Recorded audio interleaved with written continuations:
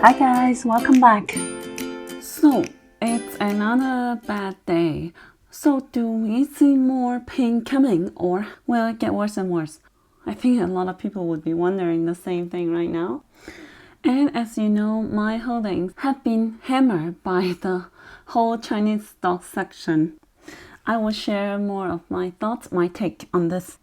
And in the end, if we still have time, I will update more some of our stocks. Now, this week for the Chinese market was quite fearful because of all the rumors, all the media reporting about the potential financial crisis driven by the Evergrande incident. And surprisingly, when you look at the Shanghai Composite, it actually closed flat, exactly 0.02% difference than last week. Because Monday and Tuesday were closed for the Mid-Autumn Festival. So a lot of people thought Wednesday, once the market opened, it's going to gap down and continue the sell-off. But in the end, it did gap down but continued climbing up non-stop until the closing of 0.4% up. So a lot of people find it surprising. If the Evergrande is really causing such a systematic risk for the financial market, why is the Shanghai Composite not responding to that? So I think there is really a lot of the blown up by media taking advantage of the fear. The Hang Seng Index is weaker than the Shanghai Composite because it consists of more the big techs, Chinese stocks.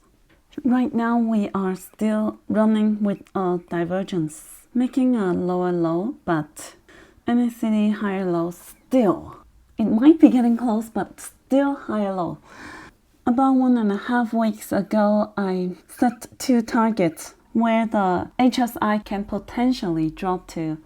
One is 23500 and the other one is 22800, and that would be backtesting the trend line, which I would think is a great opportunity, but not necessary. Have to reaching exactly there. On Tuesday, we had reached the lowest of 23771, so it's 200 away from the first target of 23500.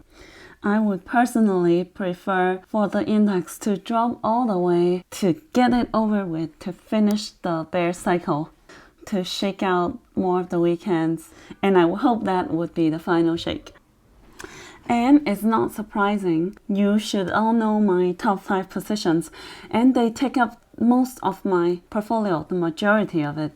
And they are NEO, EH, LKCO, Luckin Coffee, and ZEP. And because my portfolio is quite focused, so the good thing is I have less stocks to divert my time, so I can be more focused into researching and keeping track on the companies.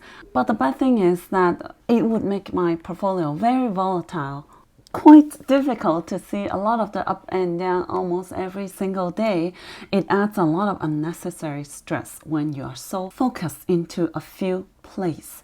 And how do I manage it? How do I take on this? Is that I reduce my stress level by stepping further.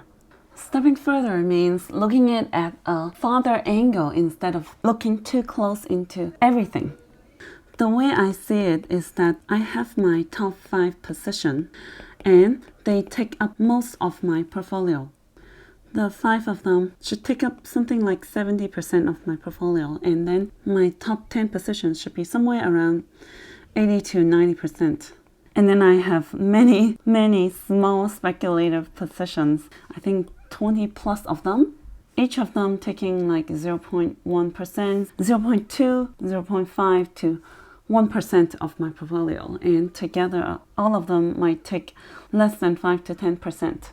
For all of these small speculative plays, why do I have them? Because first of all, everybody has the human instinct of betting, and it is fun and exciting, and it's human nature that's hard to fight. And instead of spending the effort to fight it, I just take on the small positions to bet on it, to enjoy the game, while the damage is manageable, even though all of them are total loss. At the same time, I can also use them to practice some technical analysis and also to feel more of the market psychology, to do more short to medium terms trading. And to gain more experience, more feelings of the stock market, right? When the market is good, I stretch it to more numbers of plays. When the market is bearish, I will shrink it down and be more concentrated. So then I have less to manage, less stress. This, I would really call it unnecessary stress to add to your life.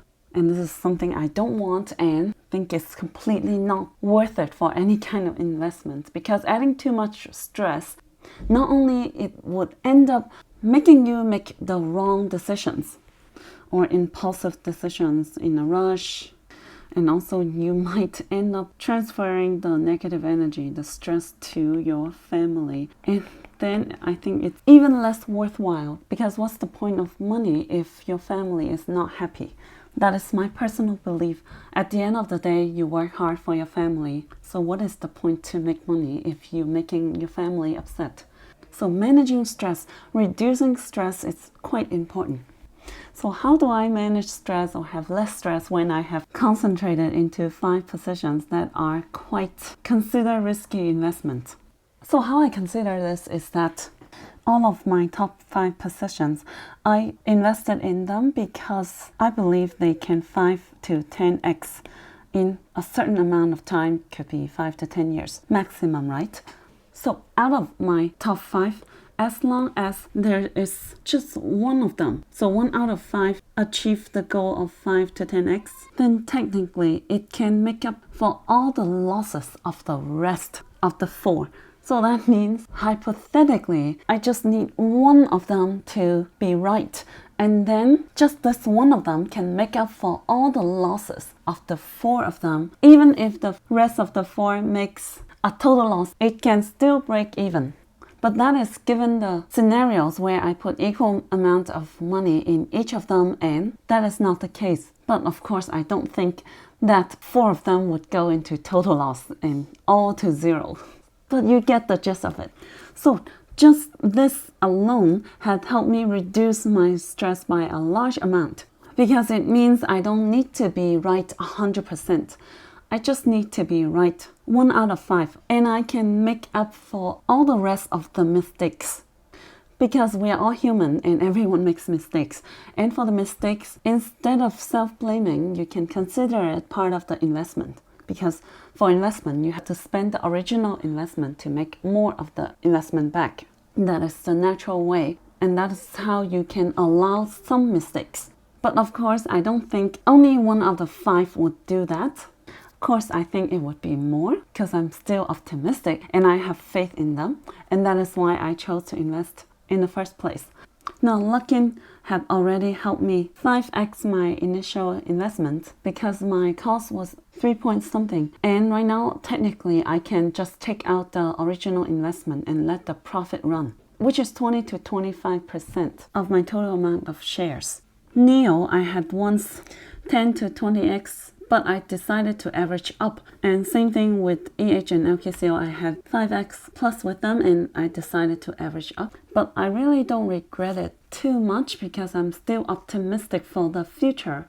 Yes, I could have stuck with the lower cost base, and I would have much less stress in the market like right now. But considering the future, when it has a run up, and I would be much happier to have larger amount of shares.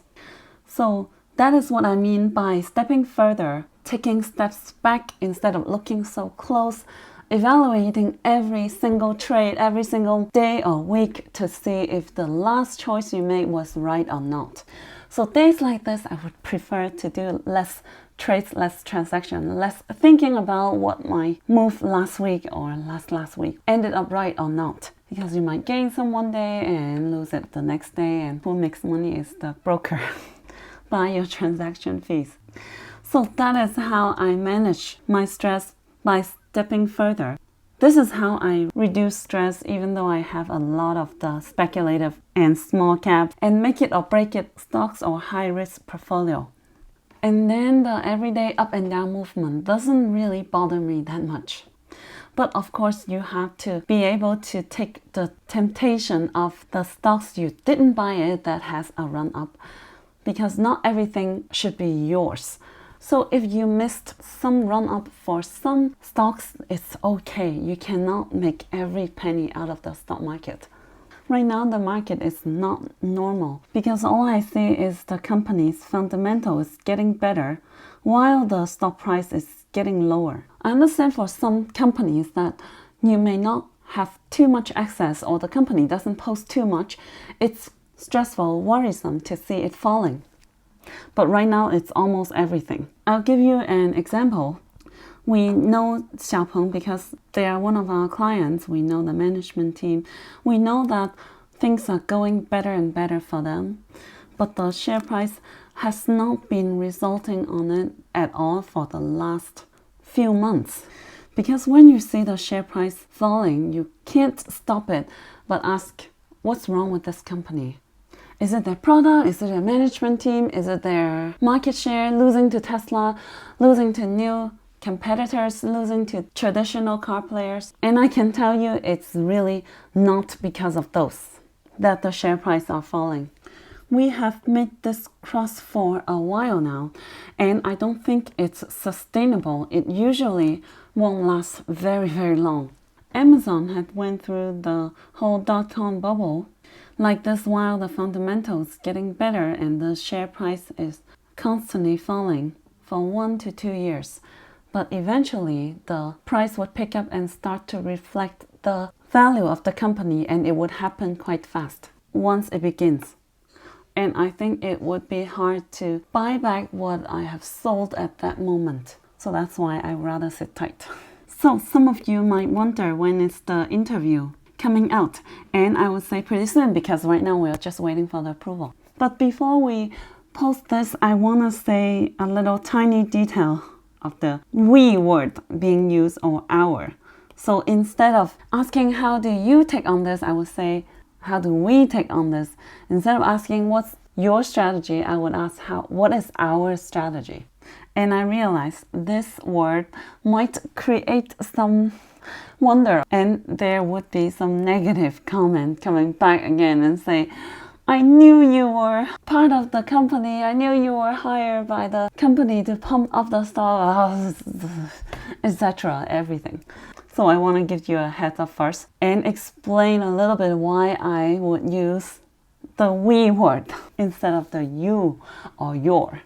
Because it is part of the strategy for my background, my career as a strategist. The little detail for psychology is that when I talk to the client on one side of the table and the client is on the other side of the table, usually it's like this. You have the two teams sitting on each side, clearly separating the client and the supplier.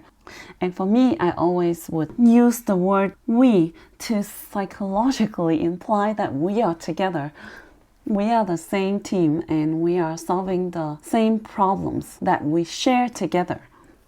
It's just a small detail, but it would help psychologically for the clients to feel that I'm thinking as a whole team, not as an external company to do that. And it would help my team gain more trust. And I usually teach my team about this trick, and over the years, I just got so used to it. I didn't even realize at first that I was treating the interview like talking to a client. It was so strange. It's the first time I do it. So when I listened to it after the interview, I had a good laugh at how silly I was. So I'm sharing this to you before so you would know what I mean. At the same time, I'm sharing a little tactic of my trick from what I do. Hopefully you can find this helpful in your work life as well. Now we should still have a little bit time. Let me update you a little bit of the stocks. Just a brief update, and I would do more of the in-depth ones for individual stock and videos. NIO is looking like a downtrend, but still running on a divergence. After the 36 support, there is the support at 34.2. Around 34, it was the beginning of the run-up back in May, and it's still right now supporting it. In the long run, NIO or EV is still a no-brainer, and I have no doubt about that. Just imagine, in just a couple of years, the demand for EV and new energy would be increased by at least tenfold from here. So the market is beyond our imagination. So I wouldn't worry too much about this. Now EH, it's back to the consolidation range from before that I drew out a couple months ago, between 24.8 to 26.3. So I was expecting it to move up and down to gain momentum before breaking out. Today, one of the Discord members reminded me that this might be a head and shoulder pattern in a reverse way. And I kind of agree. And this usually indicates bullish signal. LKCO is still consolidating after the dramatic fall on Monday. And right now the slight good sign is that it had managed to close above the 5MA, which is a super short-term indicator of 1.23, and it closed at 1.24. But overall, it's not a very strong rebound from such a big fall on Monday.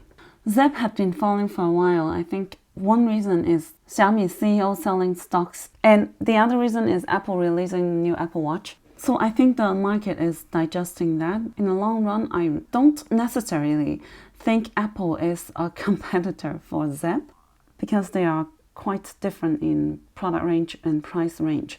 ZEP is more focused in health now. And if we zoom out, interestingly, that I really found this movement so similar with the move in 2019.